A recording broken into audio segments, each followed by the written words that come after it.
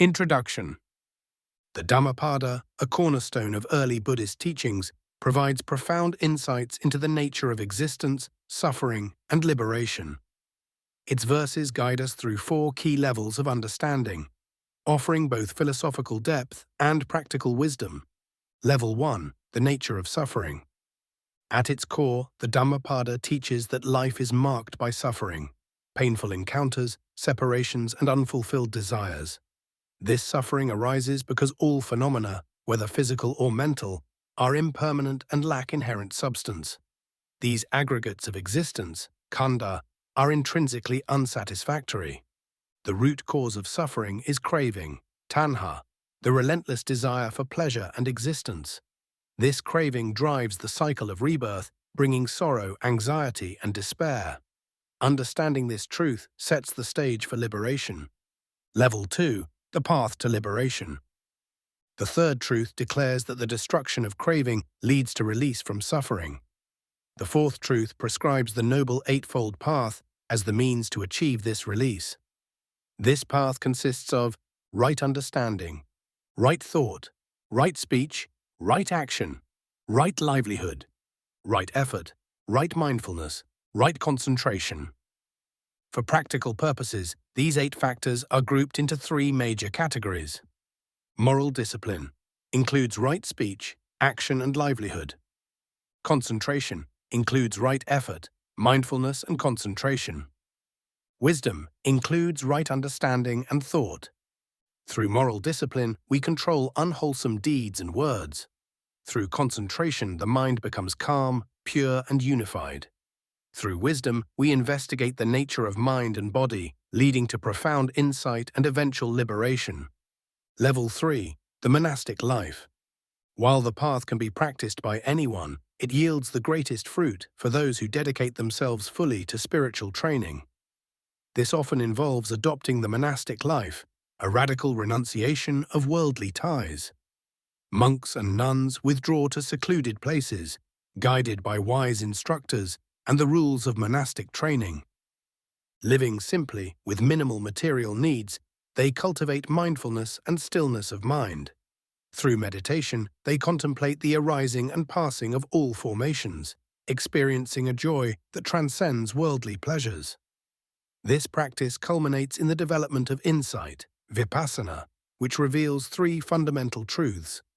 All conditioned things are impermanent. All conditioned things are unsatisfactory. There is no self or truly existent ego entity in anything. When these truths are realized through direct experience, the fetters of craving and ignorance break, leading to successive stages of enlightenment. Level 4. The Arahat Ideal. The final level celebrates those who have reached the goal of liberation. The stages of attainment include stream entry, sotapaddi, the first glimpse of the deathless, guaranteeing liberation within 7 lifetimes. Once returner, sakadagami, one more return to human existence. Non-returner, anagami, no return to human existence, rebirth in a celestial plane. Arahat, the fully accomplished sage, free from all defilements and the cycle of rebirth. The Arahat embodies the ideal of human perfectibility, demonstrating that it is possible to transcend greed, hatred, and delusion. The ultimate exemplar of this ideal is the Buddha himself, who rediscovered the path to liberation and taught it to countless others. The Buddhist worldview. Beyond these levels, the Dhammapada presents a worldview centered on process rather than persistence. The universe is in constant flux, a boundless river of becoming. There is no creator deity. The cosmos operates according to impersonal laws of arising, change, and passing away. The focus, however, remains on the human condition. Human life is marked by duality, happiness and suffering, purity and defilement, progress and decline. Our actions determine our destiny, not just in this life but across countless lifetimes. We must choose wisely, for our choices shape our future. The role of the mind. Central to the Dhammapada's teachings is the role of the mind. The mind is the forerunner of all actions, the maker of our character, and the creator of our destiny. A wrongly directed mind brings harm. A rightly directed mind brings immense good. Training the mind requires heedfulness, appamāda, a vigilant awareness combined with unrelenting effort to detect and dispel defiling impulses. Heedfulness is the path to liberation. Heedlessness, the path to continued suffering. By mastering the mind, one achieves a victory greater than any worldly conquest. Conclusion. The Dhammapada is not merely a text to be read, but a manual for contemplation and transformation. Its principles, when applied to daily life, infuse it with new meaning and purpose. Through repeated study, reflection, and practice, the Dhammapada leads us toward freedom and happiness far greater than anything the world can offer. As Bhikkhu Bodhi reminds us, the Dhammapada speaks to the potential for human perfectibility. It challenges us to take responsibility for our choices, to strive for liberation, and to realize the incomparable freedom of Nibbāna. Chapter 1. The Pairs. Mind precedes all mental states. Mind is their chief. They are all mind-wrought. If with an impure mind a person speaks or acts, suffering follows him like the wheel that follows the foot of the ox. Mind precedes all mental states. Mind is their chief. They are all mind-wrought. If with a pure mind a person speaks or acts, happiness follows him like his never-departing shadow. He abused me, he struck me, he overpowered me, he robbed me. Those who harbor such thoughts do not still their hatred. He abused me, he struck me, he overpowered me, he robbed me. Those who do not harbor such thoughts still their hatred. Hatred is never appeased by hatred in this world. By non-hatred alone is hatred appeased. This is a law eternal. There are those who do not realize that one day we all must die. But those who do realize this settle their quarrels. Just as a storm throws down a weak tree, so does Mara overpower the man who lives for the pursuit of pleasures, who is uncontrolled in his senses, immoderate in eating, indolent and dissipated. Just as a storm cannot prevail against a rocky mountain, so Mara can never overpower the man who lives meditating on the impurities, who is controlled in his senses, moderate in eating, and filled with faith and earnest effort. Whoever, being depraved, devoid of self-control and truthfulness, dons the monk's yellow robe, he surely is not worthy of the robe. But whoever is purged of depravity, well established in virtues, and filled with self-control and truthfulness, he indeed is worthy of the yellow robe. Those who mistake the unessential to be essential and the essential to be unessential, dwelling in wrong thoughts, they never arrive at the essential. Those who know the essential to be essential and the unessential to be unessential, dwelling in right thoughts, they do arrive at the essential. Just as rain breaks through an ill-thatched house, so passion penetrates an undeveloped mind. Just as rain does not break through a well-thatched house, so passion never penetrates a well-developed mind. The evildoer grieves here and hereafter. He grieves in both worlds. He laments and is afflicted, recollecting his own impure deeds. The doer of good rejoices here and hereafter. He rejoices in both worlds. He rejoices and exults, recollecting his own pure deeds. The evildoer suffers here and hereafter. He suffers in both worlds. The thought, "Evil have I done," torments him, and he suffers even more when gone to realms of woe. The doer of good delights here and hereafter. He delights in both worlds. The thought, "Good have I done," delights him, and he delights even more when gone to realms of bliss. Much though he recites the sacred texts, if he acts not accordingly, that heedless man is like a cowherd who only counts the cows of others. He does not partake of the blessings of the holy life. Little though he recites the sacred texts, if he puts the teaching into practice, forsaking lust, hatred, and delusion, with true wisdom and an emancipated mind, clinging to nothing in this or any other world, he indeed partakes of the blessings of a holy life. Chapter 2. Heedfulness. 21. Heedfulness is the path to the deathless. Heedlessness is the path to death. The heedful die not. The heedless are as if dead already. 22.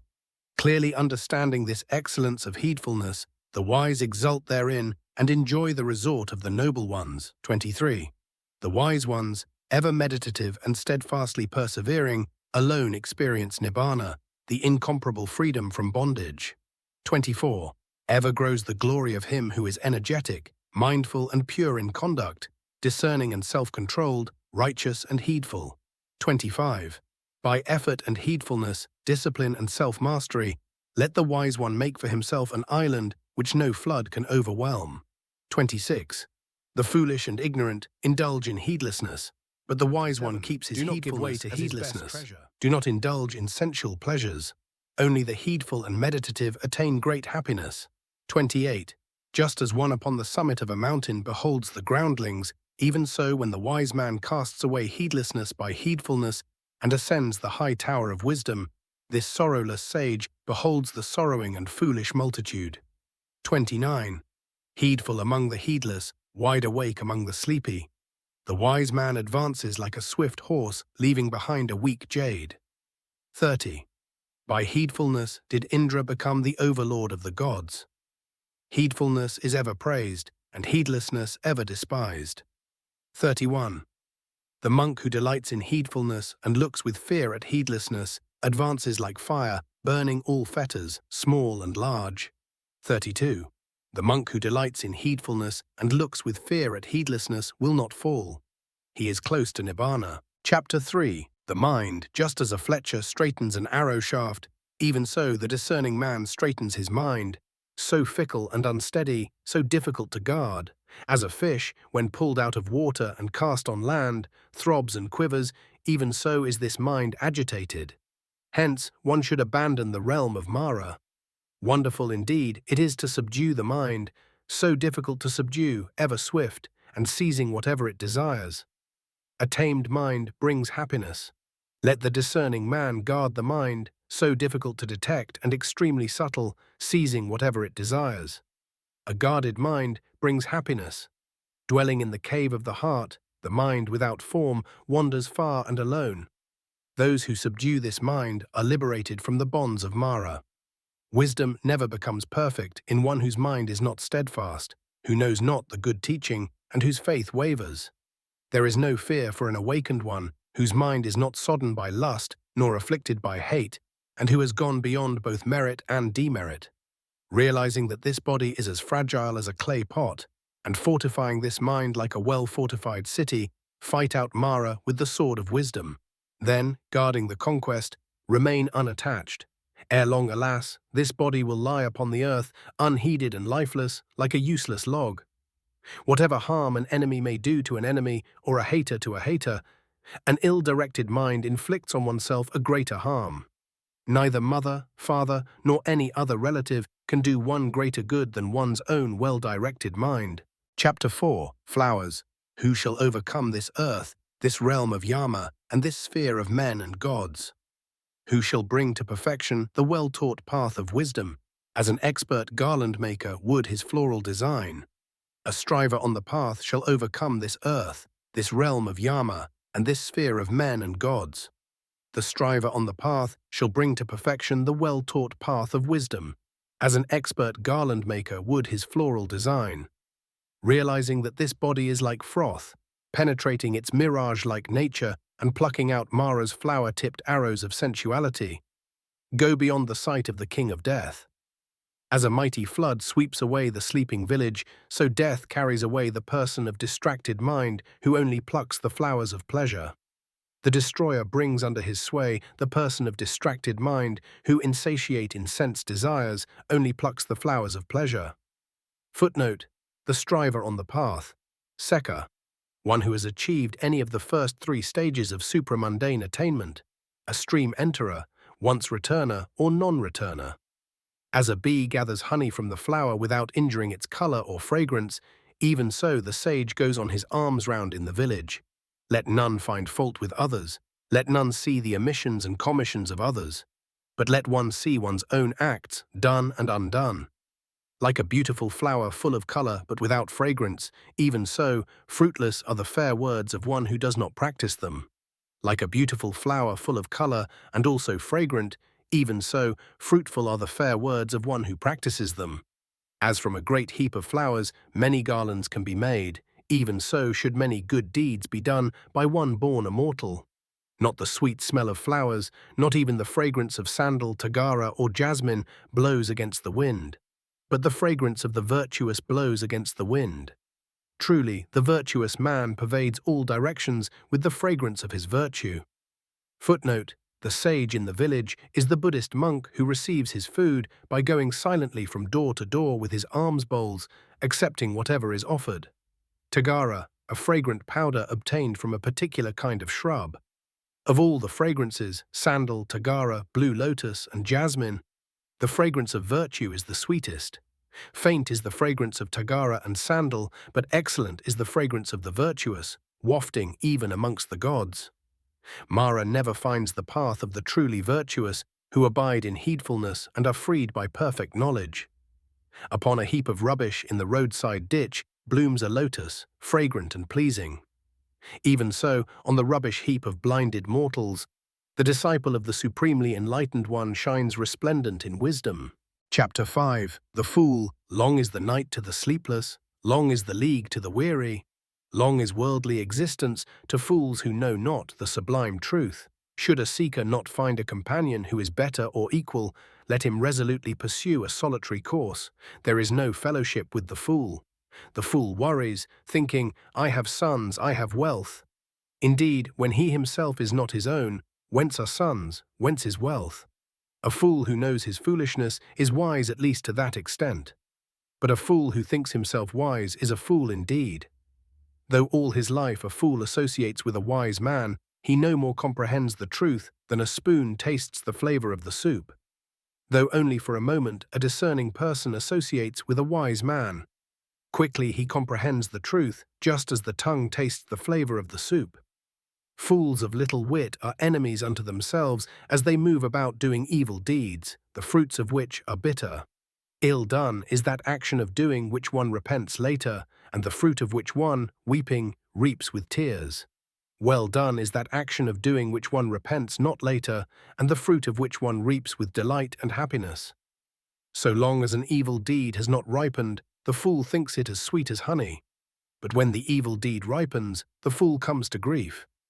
Month after month a fool may eat his food with the tip of a blade of grass, but he still is not worth a 16th part of those who have comprehended the truth. Truly, an evil deed committed does not immediately bear fruit, like milk that does not turn sour all at once. But smouldering, it follows the fool like fire covered by ashes. To his own ruin, the fool gains knowledge, for it cleaves his head and destroys his innate goodness. The fool seeks undeserved reputation, precedence among monks, authority over monasteries, and honor among householders. Let both laymen and monks think that it was done by me. In every work, great and small, let them follow me. Such is the ambition of the fool, thus his desire and pride increase.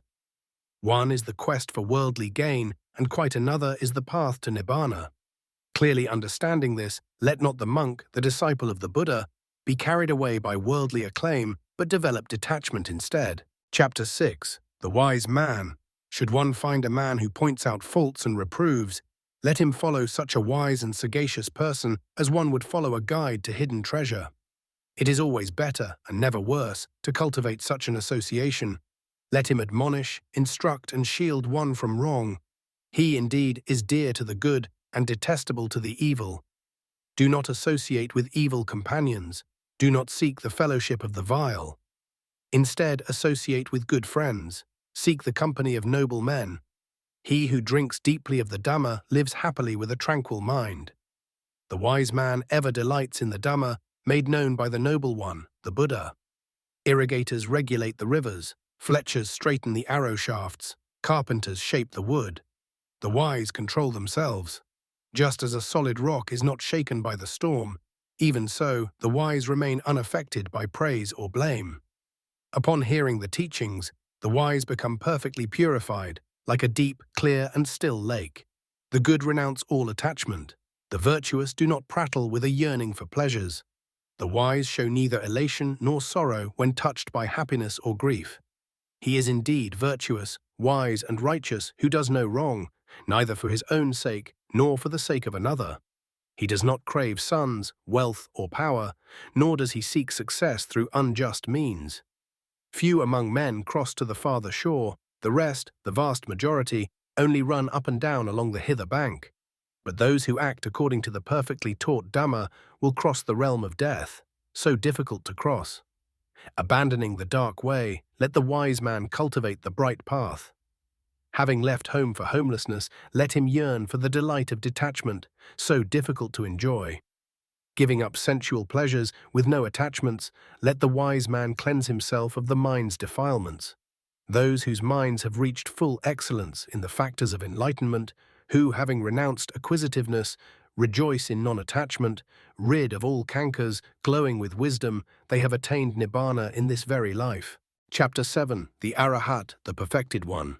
The fever of passion exists not for him who has completed the journey, who is sorrowless, wholly set free, and has broken all ties. The mindful ones exert themselves. They are not attached to any home. Like swans that abandon the lake, they leave one dwelling after another behind. Those who do not accumulate and are wise regarding food, whose aim is the void, the unconditioned freedom. Their path cannot be traced, like that of birds in the air. He whose cankers are destroyed, who clings not even to food, whose object is the void, the unconditioned freedom, his path too is untraceable, like that of birds in the sky. Even the gods hold dear the wise one, whose senses are subdued like well-trained horses, whose pride is destroyed, and who is free from the cankers. There is no more worldly existence for the wise one, who like the earth resents nothing, who stands firm as a high pillar, and who is as pure as a deep pool free from mud. Calm is his thought, calm his speech, and calm his actions. He who, with true understanding, is wholly freed, perfectly tranquil, and wise. The man who is without blind faith, who knows the uncreate, who has severed all links, destroyed all causes of karma, both good and evil, and cast out all desires, he truly is the most excellent of men.